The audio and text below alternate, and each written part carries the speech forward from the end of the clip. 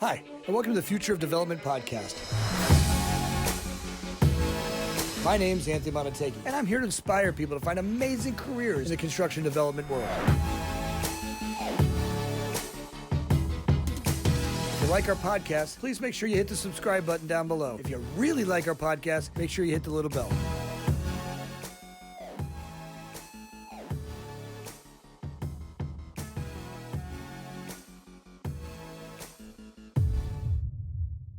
Gary, welcome to the show. Excited to have you on. You know, it's fun every time I get a serial entrepreneur or someone that really is exciting about building businesses.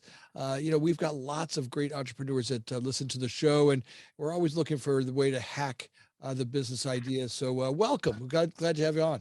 Thank you. I'm glad to be here. Happy to be here. And one of my favorite subjects is talking about entrepreneurship and helping business owners succeed. So I'm excited. Well, I got to tell you, all the books that I read, I got your book, which is amazing. This How to Dominate Your Market in 90 Days, which, by the way, if you guys know me, I read a lot of books. This is like a snack that is an easy read, but has probably more content than most of the books that we get, right? It's one of those ones where it's not fluff. How many books have we read that, maybe have all these chapters, but most of them are crap. It's one idea. This is a book that has all ideas and no crap. And it's a great, well-written book that gets people right to the point. I think it's pretty awesome. Thank you.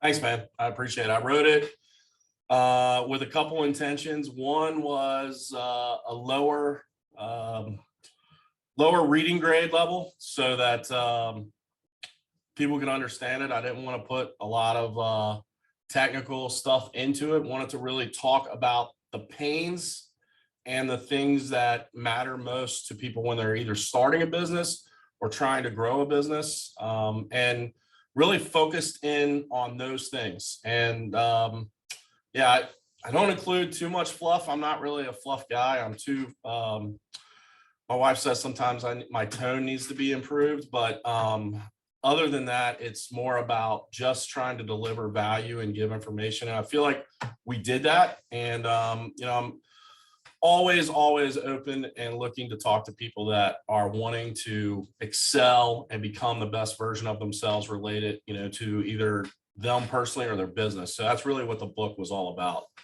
It's kind of fun. A lot of books have, an idea that someone had one or two great ideas, and then you can really feel that the writer had to fill in a lot of the other spaces. This book reminds me of kind of an iPhone. It does 10 or 15 things really, really, really well. And those 10 or 15 things are really, you could tell, the one of my favorite parts of it is your 90-day plan. There's actually day by day, what to do for the next 90 days. And it gives you step by step. And you kind of feel like if you follow those, they're crystal clear that, those are the things that you've done to build businesses. And I think it's kind of important for the audience to get to know you a little bit, maybe take you back a little bit from, how did you get here? What was the path, that drove you to this? All entrepreneurs have kind of a little secret sauce, but a little something that, where did it start from? Where was young Gary at, and what was the driver? I never had, I was talking to a friend about this a couple of months ago. I never had anybody in my life as a child up until probably early 20s that I knew that owned a business.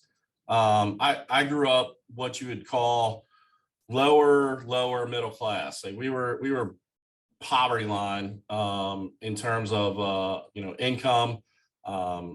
My stepfather was he was in the construction industry and also worked in manufacturing. And I can remember them talking about, this is in the 80s when I was growing up, $200 a week was, bring home pay, that kind of thing. And then he went through a layoff in the mid 80s, and we didn't have a lot. So I didn't have many people that I could look up to as business owners or entrepreneurs, but I always had kind of a desire inside of me that I always wanted to do more and do better. And I went to college. And while I was in school, a friend of mine started selling lawn care for ChemLawn. And he was like, man, you can make good money. And it's great hours because it's mostly night and then the weekends. So I started doing that. And I remember the third day I was there, they put me on the phones and was like, when I made that first sales call, it was just adrenaline.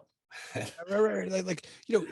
I would say that that's probably one of the best things for people to learn, right? The Mhm. ability to be on the phone and your voice, just learning that first of all, people aren't going to bite you, right? Right. If they said no, you're not going to lose your birthday. You're not going to find out that they're not going to cast you into hell forever.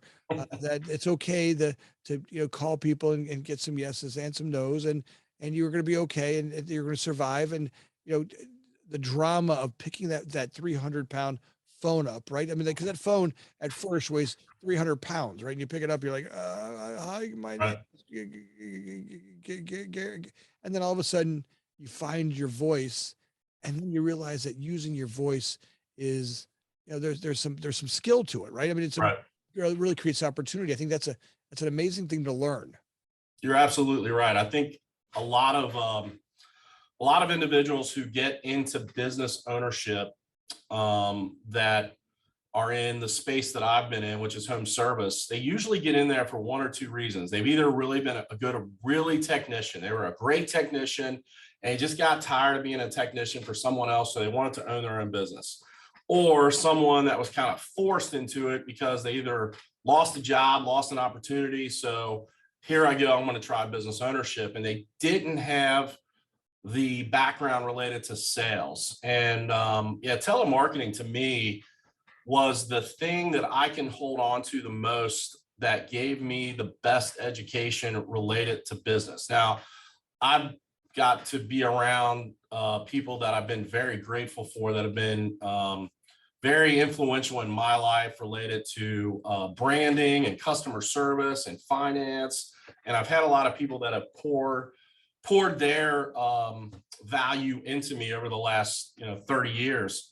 And I'm very grateful for that. But the experience that I've had being able to, just get my feet wet telemarketing. It was funny. The first person that I got to talk to, and by the way, this was first week of December. I was in Lexington, Kentucky, which there was snow on the ground the day that I started making these calls, and they gave me people that stopped using the service in the last 2 years. So not the best type of person to talk to. They're irritated. Right. There's snow on the ground, and we're talking about lawn care. And I call this guy who had seemingly, I believe he's retired, if I think back, and very, very fond of his yard. And ChemLod had made some mistakes, and he wasn't fond of those mistakes. And so since I called him, he got to tell me about them. And I had a sales manager who said two things to me. Don't take no for the final answer, like create conversation and talk to them. And then the other piece of it is listen more than you talk. And everybody who sells the first time, like, you have all this information and you want to tell them everything about your, shiny little product. And I remembered those two things wholeheartedly, and I could feel myself wanting to talk, and I was like, just shut up. And I let him talk. And that conversation, it felt like it went on for an hour. It was probably 10, 15 minutes. But because I listened to him, it wasn't my great sales skills because it was my first call. But because I listened to him, he's like, I'll give you one more shot. I'm like, what? Oh, you're gonna buy from me? And that fueled it. Like, okay, this is what I want to do, something with this. And I was only at ChemLod for like 18 months, I think. But I was top 3 in sales for my first year in the whole company. And I knew like that skill could help me do a lot of things. Ended up being in the mortgage industry for about 15 years, created a business based off of telemarketing, created a pretty large telemarketing department to fuel our loan officers with leads. And I even talk about that now, to where the phone is an underutilized sales tool in so many ways. Oh, just how many people are just afraid? That fear, Yeah. right? That fear of being able to get on there. That the first time I picked up a phone and someone coached me on how to do it. I worked for this old guy in Boca Raton, Florida, in a boiler room, right? And he just made me pound the phone, call 300 people a day. He started me on the East Coast, and he just wouldn't let me. He tied me to that phone all day long. I would start at early crack of dawn, East Coast time, and I'd go all the way to the West Coast and call people all day long. And he just wouldn't let me put the phone down. I never put it down. I just hung up with my finger and Yeah. then dialed the next number. That skill set right there, learning to do that. The first time I made a sale where a woman sent us $20,000. I had never met her personally. And she sent a check for $20,000. And I realized I did that all with my voice, right? And it had no, we never met. She lived in Plano, Texas. I lived in Florida, and she sent us a check overnight. And I realized in that moment, this is something that's got to be utilized, right? This is something that's a skill that I want to be able to use for my life. Yeah. You built credibility and trust, and especially today, people get lost in kind of the shiny object syndrome of what you can do online with marketing.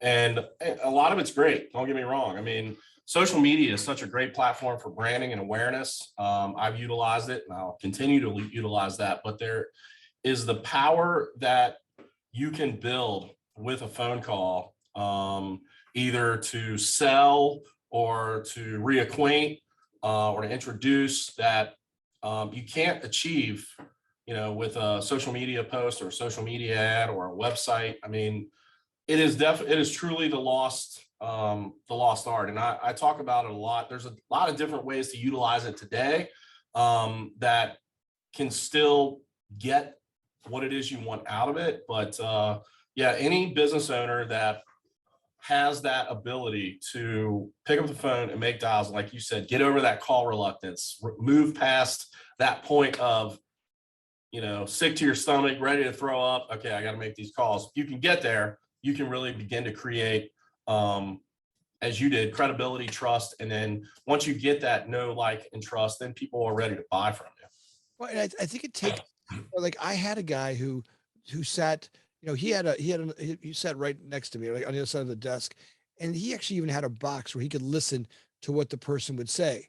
And I think one of the problems is that a lot of people don't get that coaching, right? Mhm. So I had someone who said, right, and they would teach you kind of how to make the move, how to have the conversation in a way that would build slow trust, right? Mhm. You could listen to it, don't over talk, don't over communicate, but it takes having a coach, right?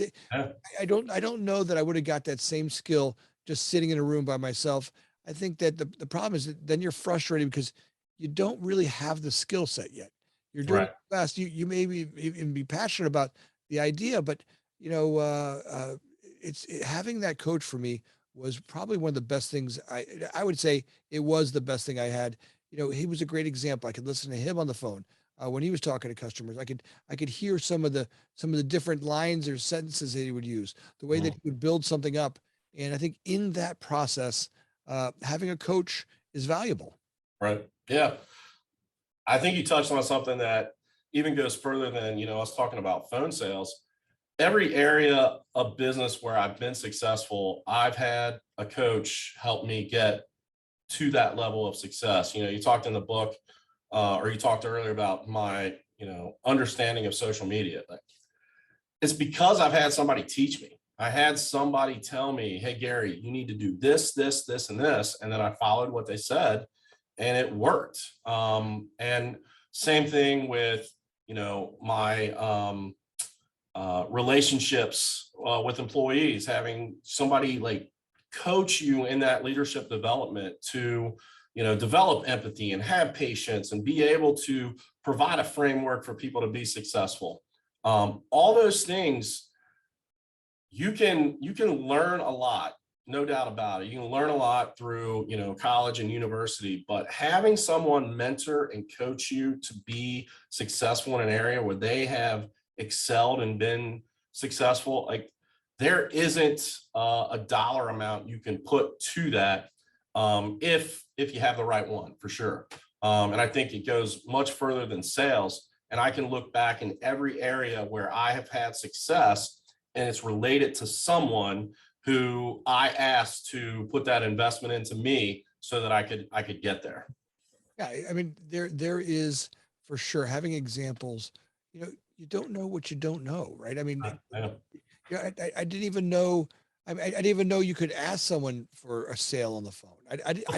I had no idea that you could call someone up and talk to them, and then this guy would show me how to introduce the company, right? Because, really start to build trust in, all right, they're going to need to understand this company and how we do things around here and why investing with us is important.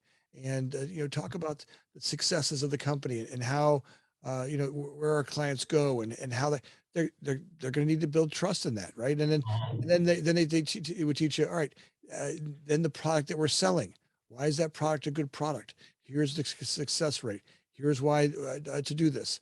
Uh, how easy is it to actually make the transaction happen? What's if I do a transaction with you? How's it going to go? Where does my money go? How do I make sure I get it back? How do I get the money that I go? They really need to be able to paint the picture to see the ability to see the sale from one end to the other end. You weren't going to just do it. Hey, send me $20,000. It just wasn't going to happen. You had the small lift. Here's the company. Here's why the company's successful. And here's what we've done. Here's our track record. Here's proof. Here's where you can see that. Let me send you information and show you why the company. Let me show you the product, right? Hey, by the way, when we make this sale, here's what's going to happen. Your money's going to go from here. It's going to go into this account. And here's how we're going to make those transactions. You're going to approve it. And when you approve it, here's what happens next. And once people could start to see that, now here, once I understood that that's what they needed to buy something, then it wasn't hard, right? But I had to learn that there was a process to this. By the Yeah. way, it also helped me out in my dating life, right? I didn't know how to talk to girls. And Right. then someone said, "Hey, look, she's not going to go date you until she trusts you." Right. And all of a sudden I Yeah. applied that to dating and it actually worked pretty damn good. All of a sudden, Yeah.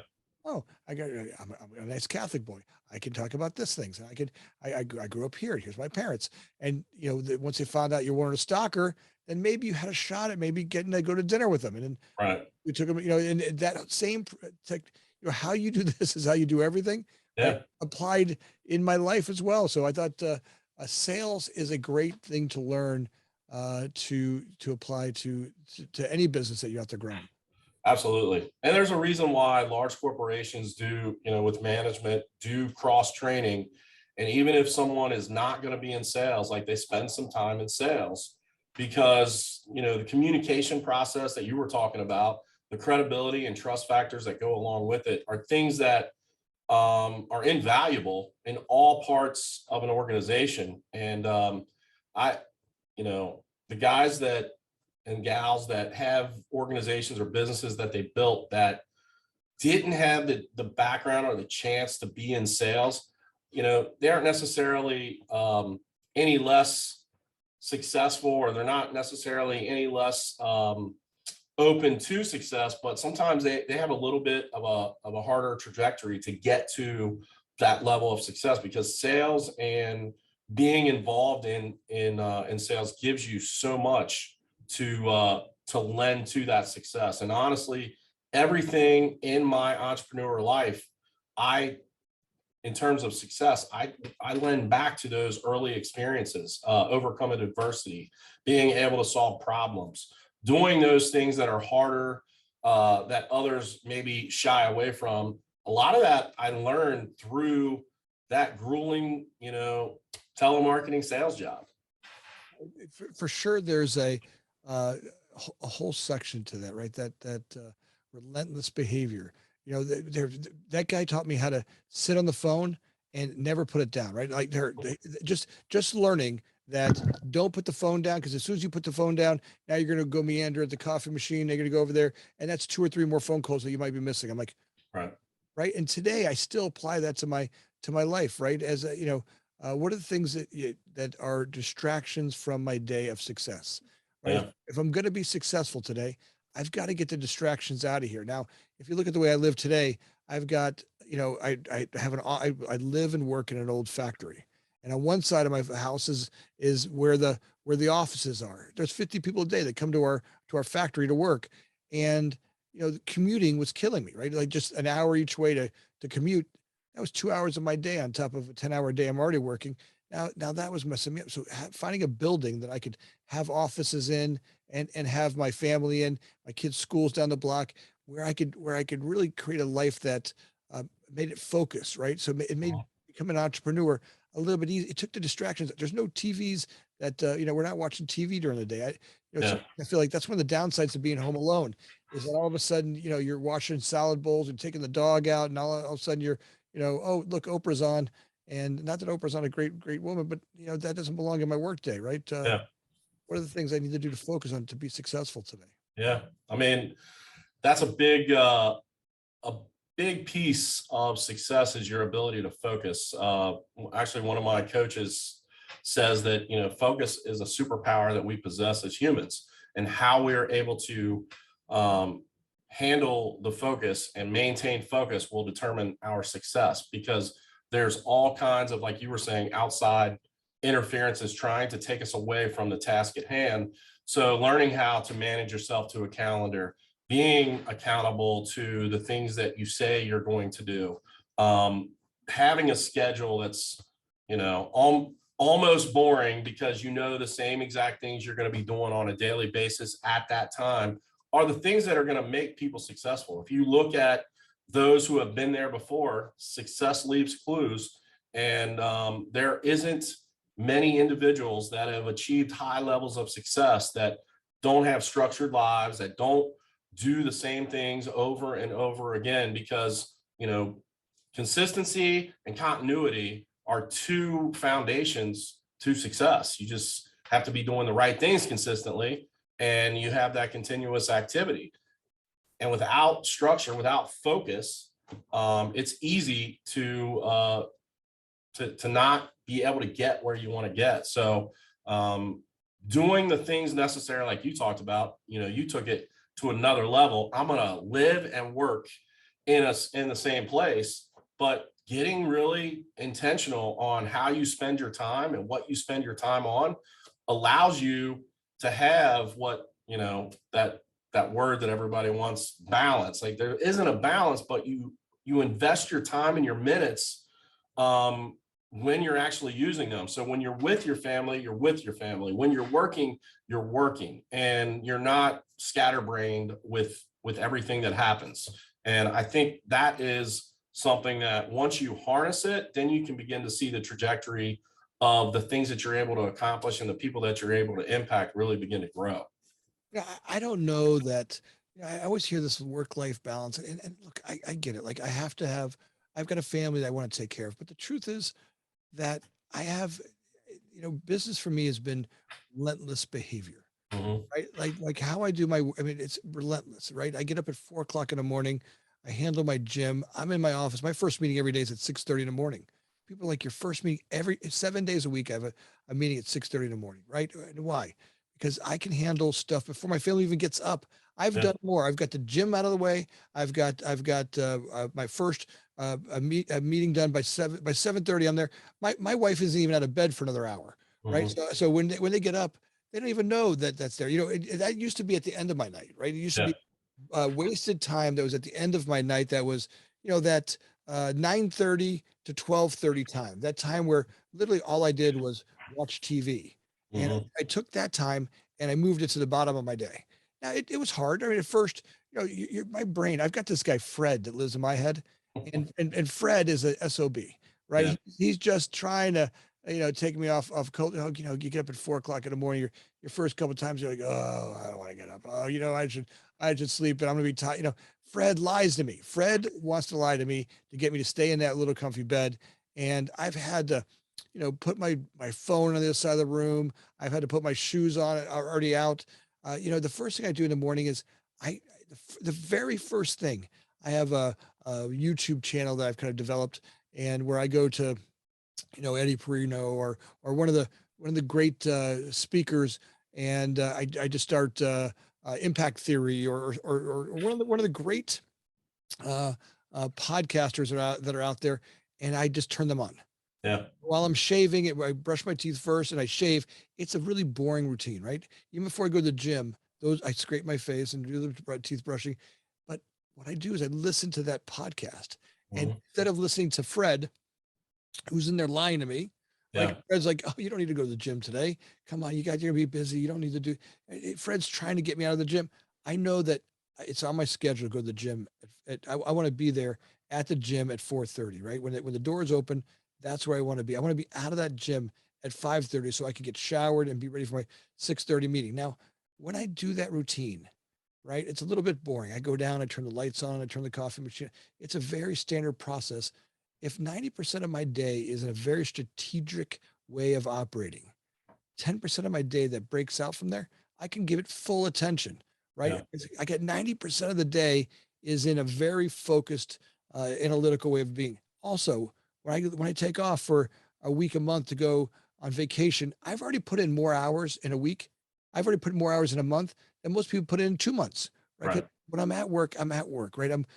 Starting early gives me that ability. So I think there's a lot of stuff that we don't realize that get in our way.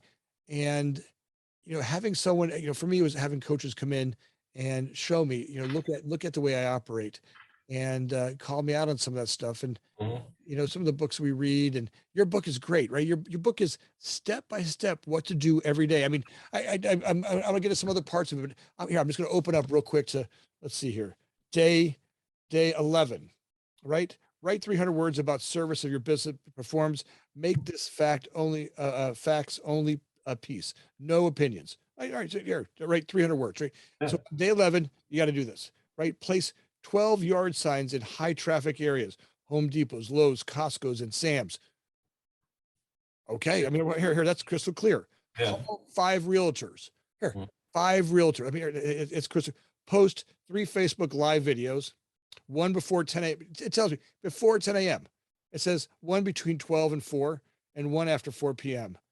It gives me step-by-step guides, which, that to me is great coaching. Mhm. It's not ambiguous. It's not like, well, if you feel like doing it, try this. No, but now the problem is that Fred wants to go make this another story, right? Fred wants to go, well, he meant this. No, follow exactly what it says. And then at the end of 90 days, you can decide what to keep and what not to keep.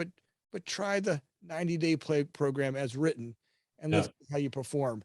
Yeah. That's the hard one for people to get, is just don't let Fred run is Fred the tail, or the dog that wags the tail, or are you or are you the tail are you the dog that gets, or the tail that gets wagged? Yeah. So by Fred. So it's taking Fred, for me, and I'm sorry for using Fred so much. I know it's Ah, taking Fred and his lies out of my way, help me focus on really, the path that I know I need to take.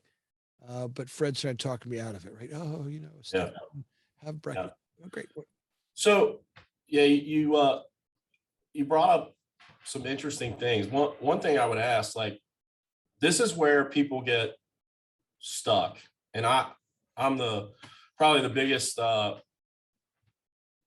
one that gets stuck this way, because my brain works in, I want results. I'm a results oriented type individual, right? And so, you talked about getting up at 4 o'clock and being at the gym at 4:30. You know, you begin that process, and I'm going to guess, like, you had to beat your own butt to make sure that you did it every day. And there were maybe a few days when you first started doing it that you failed, right?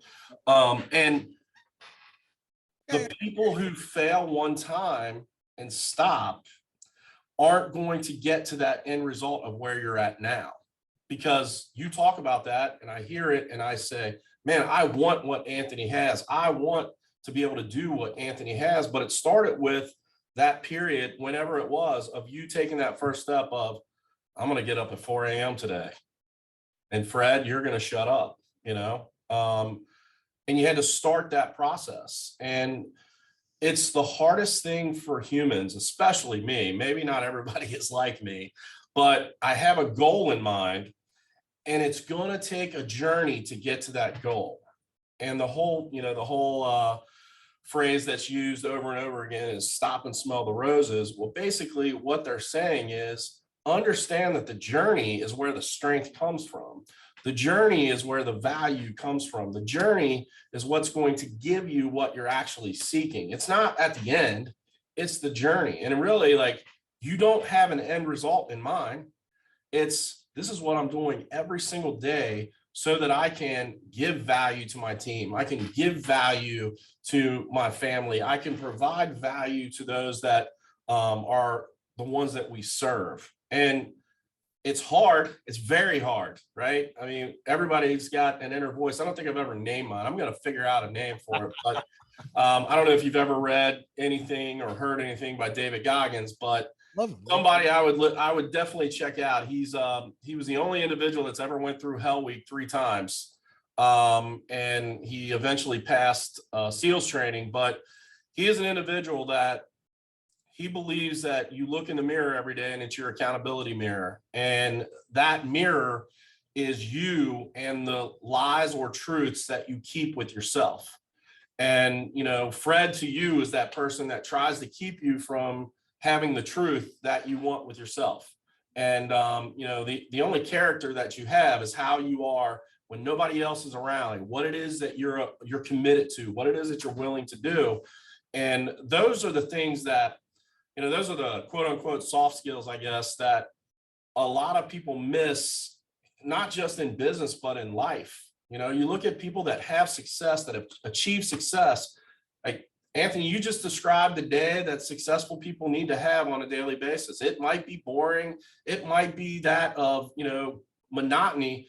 But if you don't do that, you're not building the muscles, you're not building the things that make you the strongest. And I'm not just talking about physically, I'm talking about, mentally and emotionally, and being able to handle the struggles and adversity that comes, because it's going to come. You don't own a business. You're not in this game of entrepreneurship without dealing with problems. And the bigger your organization gets, the bigger the problems that you get to solve get. And you have to be able to handle those things emotionally and mentally and physically. And if you aren't doing the work on a daily basis, and 4 o'clock sucks, there's no other way to describe that. You're a sadist if you love 4 o'clock, but your people, family, employee, team, customers, like, they deserve the best of you. And the only way you can give the best of you is to do those things.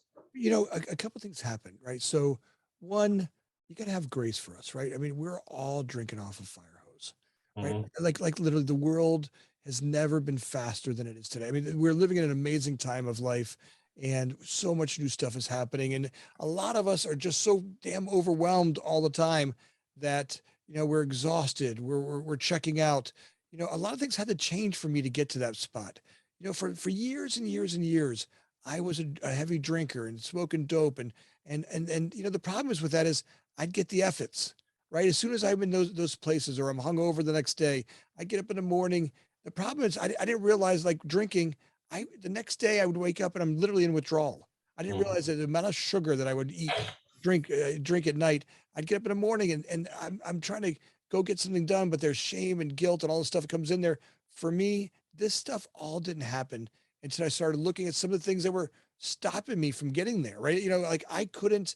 I've struggled with sugar for years, right? And literally, when I say struggled, it is, out of all the addictions in my life, noticing the amount of sugar that's in my diet, and working on that for my health, and stuff that, I've had some stuff, like right now, I'll tell you, I went through some tough stuff a couple weeks ago, and I relapsed on sugar. And I make it sound like a real drug, like heroin or something. But to me, out of all the things I've quit, sugar was one of the toughest ones out there. All of a Mhm. sudden, I found myself eating ice cream and donuts, and the sugar makes it tough to not feel shame and guilt about the body, right? When I look at the body and go, all right, in order for me to be great at work or family or life, I need a vessel that's in that tip top shape, right? I got to be in that spot of myself where I start to look at my character defects, right? Not just the character defects that are the ones, the way I live my life, right? Some of the behaviors and actions and some of the stuff that I do, but also the things that I eat, right? If I'm gonna run a high performance vehicle, people ask me, how do you get up at 4 o'clock in the morning? Well, I look today, getting up at 4 o'clock, I get up without an alarm clock. Mhm. I'm up, my body's there. Why? When I don't do sugar, right? Or I don't drink, and I don't smoke dope, and my vessel's clear, my body has a natural intuition to get up, and it has that ability to go out in the morning, and it becomes this habitual way of living. Now, sometimes you fail, right? The problem is that shame and guilt kick in, and that's the killer. I believe if you look at all of us, the shame and guilt that we carry around as humans. I don't know if it's Catholic guilt or Christian guilt or whatever our society has put on us for not being perfect. I'm not perfect. I mean, life is not perfect. I mess up. I cuss at my kids every once in a while. I've yelled at my dog. I speed. There's things that I'm not perfect at. And I try to work on those things, but still character defects to me are like the lawn. I get this section of the lawn perfect, and I turn Yeah. over here and the hedges are gone. And then Yeah. I fix the hedges and I need a trim. And there's always a weed popping up somewhere. I worked on cussing for a year. I made a whole year, not one cuss word. All of a sudden, this year, somewhere, I don't know, they popped out in a couple of conversations. And now I catch them. They're like little weeds that pop out. I'm like, well, look, if you're committed to really intentionally speaking to people, and if you want to be a great leader, right, you can't be in the middle of a business meeting and start cussing in the middle of a meeting, right? Those words don't work. Right? The language I use is how people see me, right? I can't be a great, I can't communicate to great people from great numbers of people and be in the middle of a meeting and start effing it and Yeah. effing this and effing that. It doesn't, it's not very effective. So I started looking at that's a character defect, right? I can't communicate to large group. Maybe that works with my buddies, or maybe that works, when I'm telling funny jokes or something. But when I really look at what's the behaviors I want to create, right? If I want to be really malleable and go to that next level of growth, that matters, right? People ask me, how does sugar matter? I mean, how could, here, I've been talking a lot about sugar. How can sugar matter? Well, look, if I really want to be there and notice that I'm having a hard time, I'm sitting, studying, practicing or something, and I'm dumping a couple, teaspoons of sugar into my every cup of coffee that I have, or even caffeine, right? The things that, I really start to notice about my body and how I operate this thing, right? The body has these amazing natural, I mean, we have so many natural abilities, these small little intuitions that we have. Walk into a room and feel people, right? The ability to be present with a group of people, right? To be there with them, to be there, to feel the people that are feeling good, the people that are feeling bad. You can feel them, right? When you really do great work with people, you could start to, when you get a body self-awareness, right? And we work on ourselves, right? We work on, this is the most important part to work on myself. Then I can go work with others, right? Because I can't give away what I haven't done. And if you're going to be a great leader, great leaders have to do more work than anybody in the room, right? I've got to do more coaching. I've got to do more reading. I've got to do more than anybody out there. If I want to lead them, I've got to do more work on me. And that's the stuff that I think that's hard to remember, right? I can learn all these sales skills, I can learn everything else, but if I don't take care of me, right, and do the stuff that I need to do to practice these behaviors in all my affairs, right? If I don't do this in every action that I have, I don't have I don't, and it has to be in all of them, right? Yeah. I can't be great in the office, but come home and cuss at my kids, Mhm. right? I can't be, cheating on my taxes and wonder why, my shame and guilt's not going to kick in when I talk to a customer, right? If I want to be great at something, I've got to practice this in all my affairs. And that takes, that's a tough one, right? The malleability of really self-evaluation. And sometimes I have to bring people, not sometimes, all the time, I've got to bring people in. In fact, in my life, there's a team of people that surround me that literally coach me. And it's spiritual, physical, business wise. There's a team of people around my life that work on each aspect of that support me, right? So they can guide me in ways that I couldn't see for myself. Yeah. Um, and that in itself, you talked about as a leader, you have to be the one that's doing more than the others that you're leading, right? But also being in submission to others that you're willing to learn from.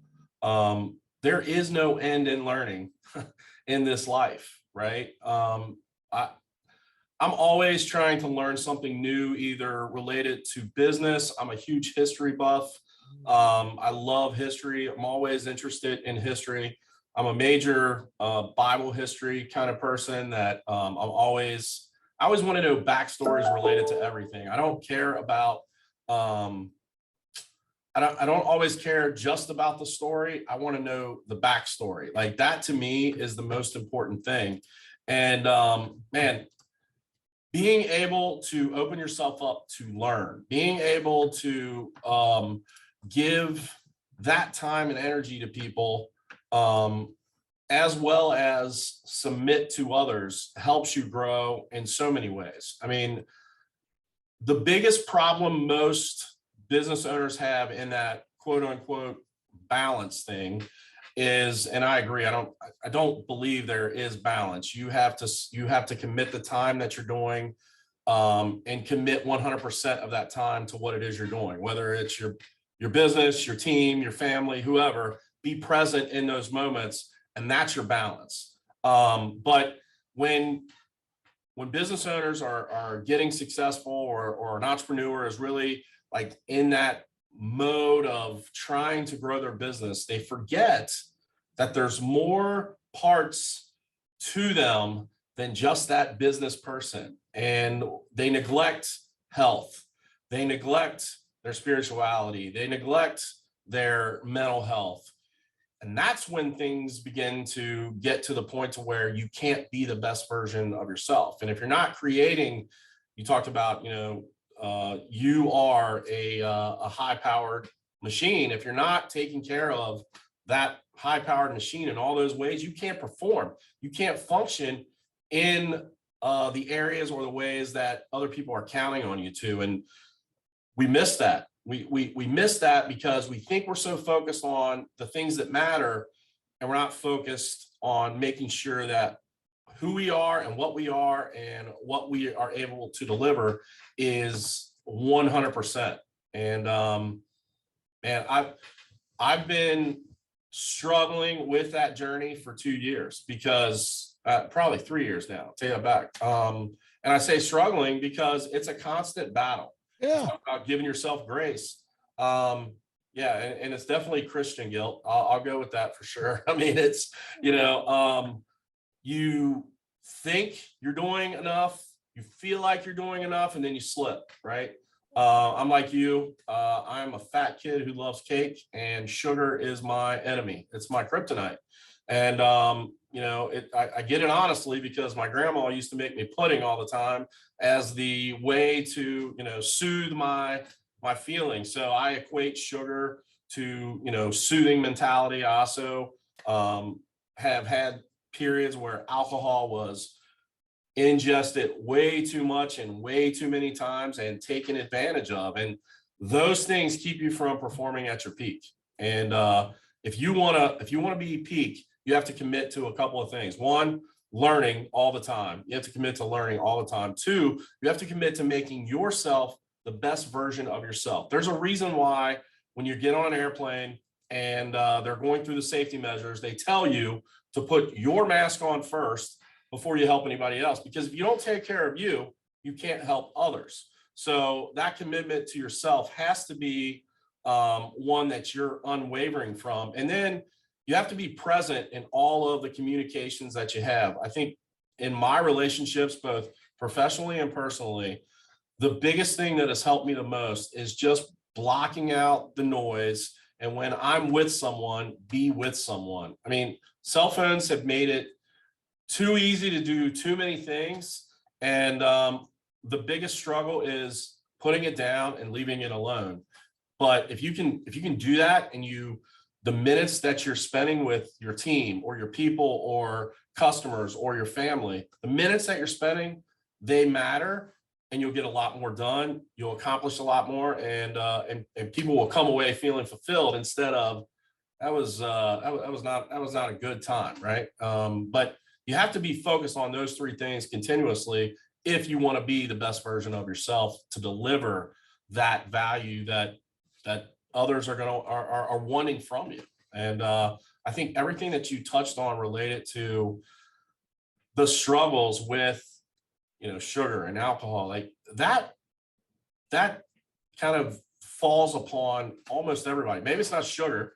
My wife, she's a salt. Like salt is her kryptonite. She talks about it all the time. She's a very unique individual. Like sugar isn't her kryptonite. I'm like, I wish I had your life, but salt is her thing. Like she likes that salty taste. And so she's got to stay away from it if she wants to be able to maintain her fitness. And, she has went on a journey of, she is first an hour and a half almost every day related to just getting in the best place physically and mentally that she can. And it helps her be able to serve everybody else around her. And that's, I mean, if you don't think of yourself in that way, it's hard to be able to lead others because they're looking at you going out, exactly what am I leading, or what am I following? Who is this person? And you have to have that to be able to do that. Think about this.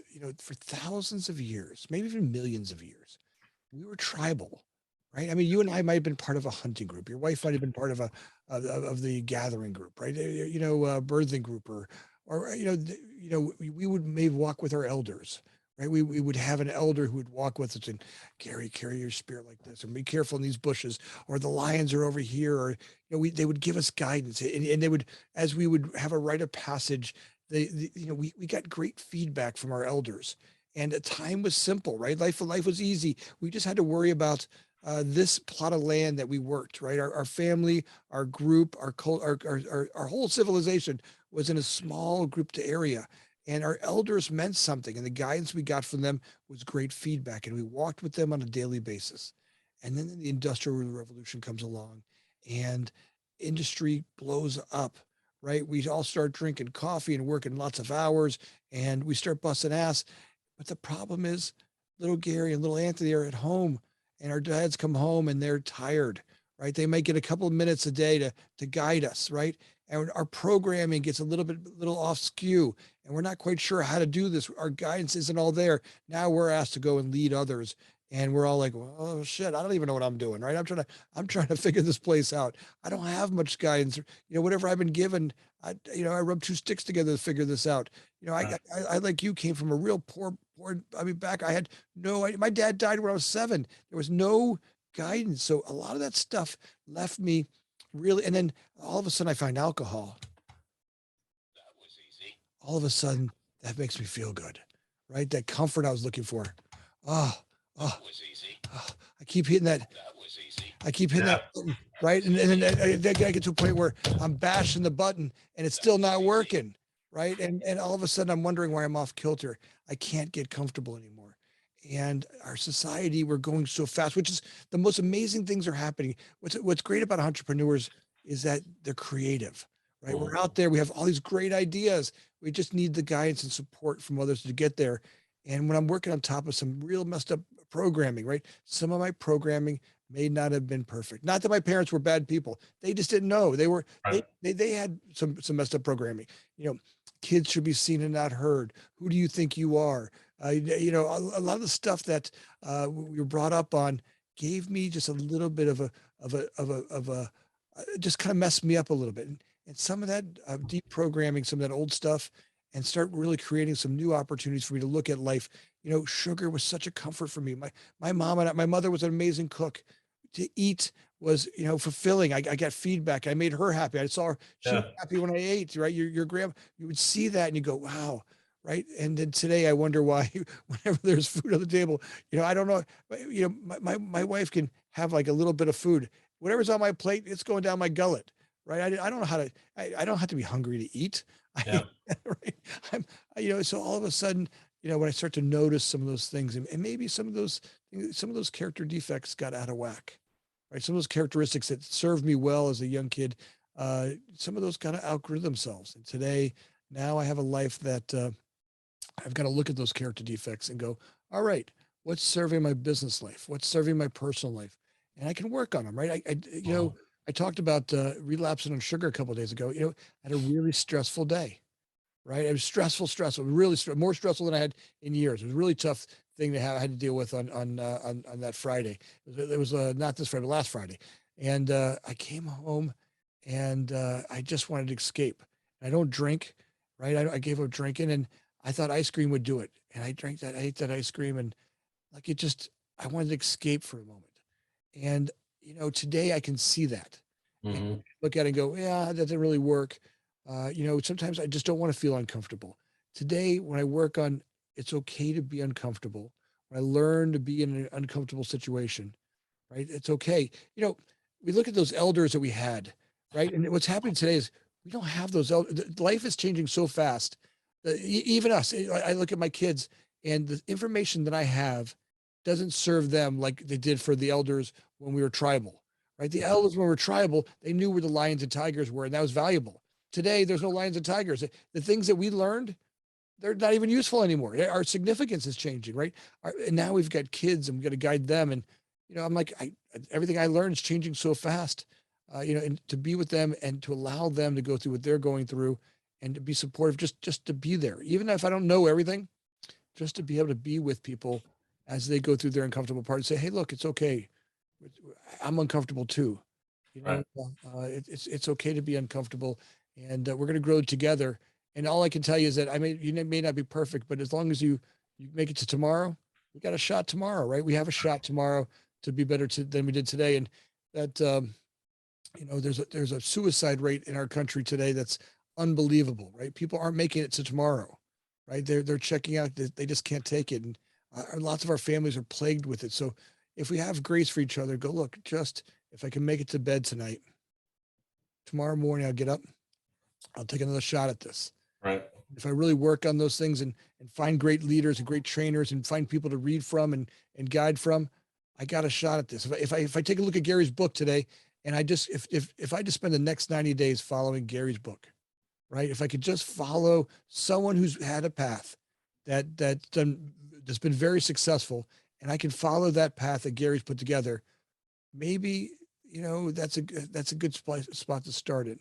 And from Right. there, I might learn some parts I like and some parts I don't like, but I can keep what I want. I can give the rest of it back, right? Yeah. And through Gary's book, through your book, Gary, there's some great guidance in that. And I got to tell you, I honor you for taking the time to support others the way you do, right? To write a book like this takes selflessness, right? To sit down and really give back to others in a way that supports others and gives them, here, this is what's worked for me.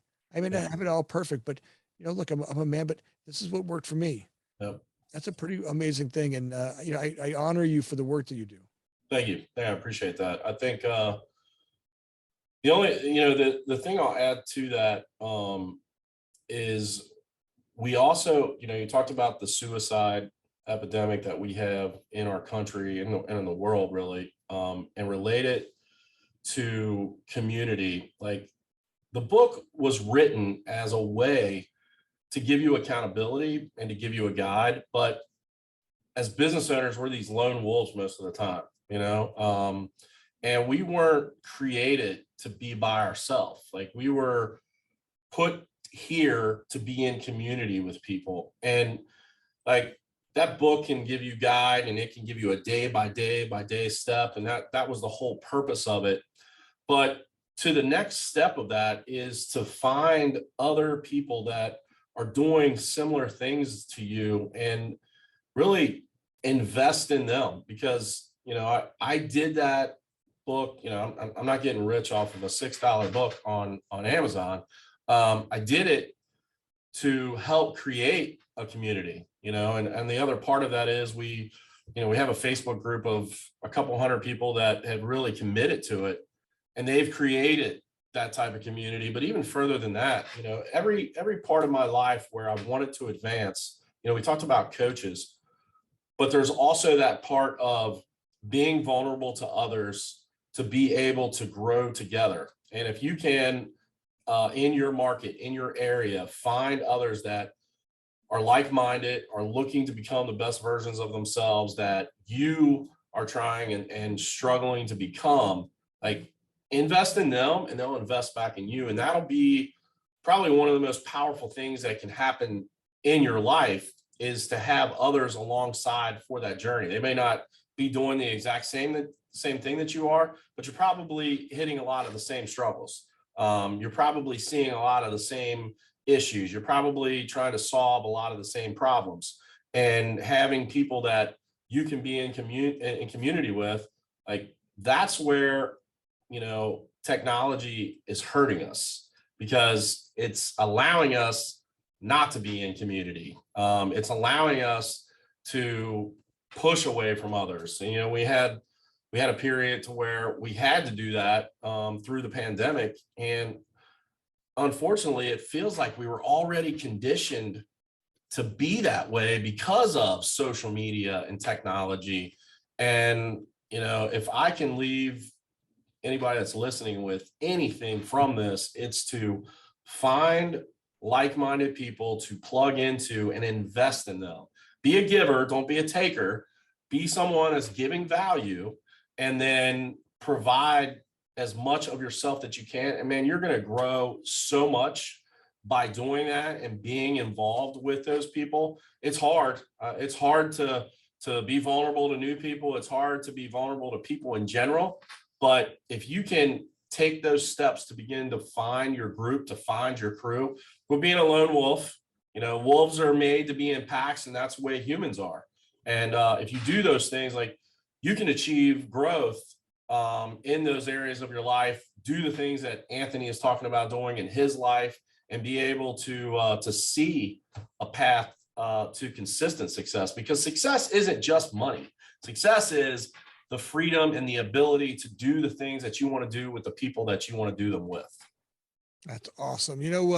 I'm grateful. Hey, everybody out there, listen, all the folks that listen to the podcast, please go out and check out his book. It's on Amazon. It's $6. You can get it right now. Don't click on it right now. Go get Gary's book, Dominate Your Market in 90 Days. And it's a step-by-step guide that takes you through 90 days of what to do. A great book. I highly recommend reading it. It's an easy read. It's it's one of those ones that you can read on a great airplane and then follow along right behind it. I got the book just recently, and it was just a pleasure to jump in there. So Gary, thanks for all the work that you're doing, and I look forward to having you on the show again. Sure. Please come back. If people want to get a hold of you and catch up with you and invite you to speak for them or to lead their group, how would they get a hold of you? The best place probably is Facebook. My name is Gary Geiman on Facebook. You can probably put that in the search bar, and there'll be all kinds of things you'll find. But my Facebook page, Gary Geiman, or my website is Salvo Now, which salvo is a French and German military term that means shoot all your guns at once. So salvo now.com is our website. Either one of those, you'd be able to get in touch, and I'd love to talk to you about your event, your company, whatever that may be. And I appreciate, Anthony, you having me. You're definitely an inspiration. I'm glad to have met you, and appreciate the time that we got to spend together. All right, brother. Look forward to it again. All right, everybody. If like always, if you like the interview and like what we're doing over here, please just take a second right now, please, and subscribe, like and subscribe to it. It means the world to me. Leave a comment, leave something. Let us know that you've got some input on this. If you got some feeling about it, either way, good or bad, I want to hear both. Please do that. And we're grateful as always for all the great listeners and the feedback that you guys give us. We are grateful. Thanks for joining us. My name is Anthony Amunategui, always looking for people to bring insight into the industry, finding ways to inspire people to have amazing careers in the development world. If you liked our podcast, make sure you hit the subscribe button down below. If you really liked our podcast, make sure you hit the little bell. Thanks again for listening. Please share it with your friends.